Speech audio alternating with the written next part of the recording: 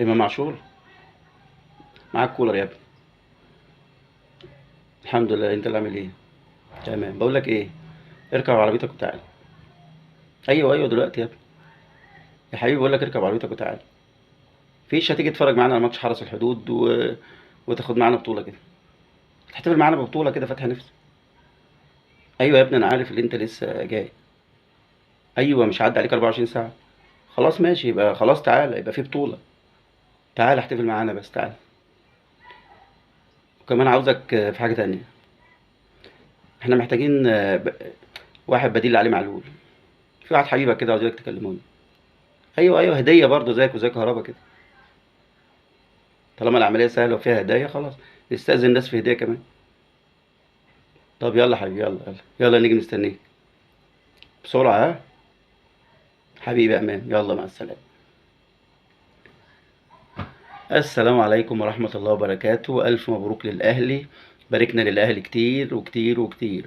باركنا له مرة واتنين وتلاتة لحد 43.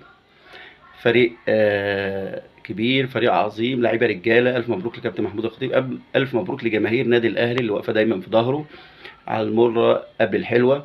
ألف مبروك لكل حد بينتمي للنادي الأهلي، الإدارة، جمهور، رئيس نادي. ألف مبروك. وألف مبروك لكل اللي جاب لنا الصفقات الكويسة اللي هي دعمت الفريق. ألف مبروك للاعيبتنا الرجالة. موسم ولا أروع، خدنا كل البطولات تقريبا اللي دخلنا فيها باستثناء كأس العالم أندية. إن شاء الله مع التدعيمات نحقق مركز أحسن. وإيه المانع إن إحنا ناخد كأس العالم الأندية؟ مش بعيد. مش بعيد اللي احنا ناخد طالما عندنا طموح، واحنا النادي الاهلي. النادي الاهلي عودنا اللي مفيش مستحيل. فايه المانع اللي احنا ناخد كاس العالم؟ اللي مفيش اي مشكله. عادي عادي. يعني لازم نحلم والحلم هيبقى حقيقه في يوم من الايام مع كولر. اعتقد ان ده راجل مدرب عبقري. بجد مدرب عبقري. كل يوم الراجل بيعمل حاجات جديده، كل يوم بيخلينا اللعيبه بتاعتنا فيها ثقه اكتر، كل يوم بنتفرج على الاهلي واحنا مبسوطين. والاهلي اصلا هو اللي بيفرحنا، اللي احنا دايما بنتفرج على الاهلي. حتى لو انا مكتئب الاهلي هو اللي بيفرحني. فبستنى ماتش الاهلي زي اي واحد من جمهور الاهلي طبعا، وجماهير الاهلي كلها كده. احنا بنستنى ماتش الاهلي عشان نفرح. ايا كان الحاجه اللي عندنا، احنا بنستنى ماتش الاهلي بتخرجنا بره المود تماما. وزي ما احنا عارفين الاهلي الحمد لله دايما معودنا على المكسب. مش معناه اللي هو ما بيخسرش، لا، بس دايما معودنا على المكسب. احنا المكسب رقم واحد، التعادل بالنسبه لنا بيعتبر ايه؟ خساره. فالف مبروك تاني تاني وتالت ورابع للاهلي، وبندعمه وبنقول يا رب كده على طول. ونخلص بقى من البطوله بتاعه الدوري، ندخل على البطولات اللي جايه. وطبعا بنرحب بلاعبنا الجديد امام عاشور. وطبعا ده عملنا له فيديو لوحده. كان موجود النهارده طبعا في المباراه، بيشاهد المباراه من المدرجات. وانا عاوز اقول ان النهارده كان في حاجه جميله جدا، اللي هي كل لاعب تقريبا جايب اسرته وجايب ولاده وجايب، وده دليل. وجايب اللي جايب والدته اللي هو والده. ده دليل على النادي الاهلي مش بس نادي. لا هو مش نادي عادي. لا ده هو بالعكس، ده هو بيت لكل اللعيبه. اللعيبه هناك في ترابط، جايبين اهاليهم بيحتفلوا معاهم، بيردوا لهم الجميل على الدعم اللي هم وقفوا جنبهم طول الموسم. ومش موسم بس طبعا، موسم ومواسم كتير. فهم جايبينهم بيردوا لهم الجميل، من حقهم اللي هم يحتفلوا معاهم بالبطولات دي. والف مبروك تاني للنادي الاهلي.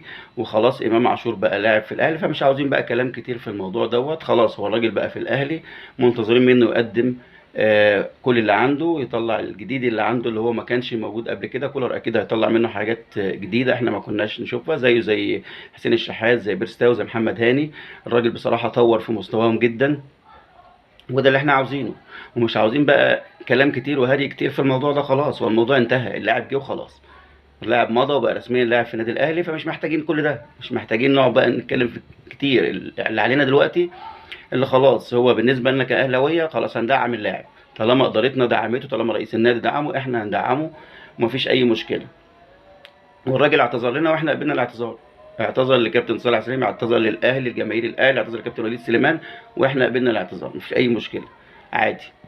قبلنا اعتذارك يا امام، ومنتظرين منك الكتير. وان شاء الله تقدم لنا اكتر من اللي انت عملته قبل كده، ونشوف منك احسن من اللي احنا شفناه قبل كده مع النادي اللي انت كنت فيه. وانا عارف ان انت مع كولر هتبقى اكتر من كده 100 مره. زي ما قلنا قبل كده، ما حتى هم قالوا عليك تقريبا ان انت امام عاشور ب 100 واحد، زي ايه، زي اللعيبه اللي مشي، او ب 1000 واحد. واحنا يا سيدي منتظرين الايه، المستوى ده، منتظرين منك المستوى ده، وانا عارف ان كولر يقدر يعمل الحكايه دي.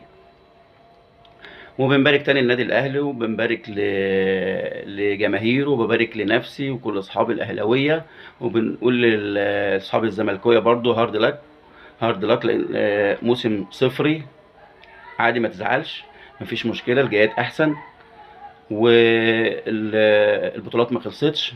بس هي المشكله ان الاهلي ما بيسيبش بطولات، هي المشكله ان الاهلي ما بيسيبش، المشكله مش في البطوله، المشكله في الاهلي، الاهلي ما بيسيبش بطولات. فعلى الفرق التانية اللي هي تعمل اللي عليها، وتحاول اللي هي تاخد من الاهلي بطوله، لان ما اعتقدش الفتره اللي جايه دي الاهلي هيسيب بطوله مع كولر ومع مجموعه اللعيبه دي، ما اعتقدش الاهلي هيسيب اي بطوله.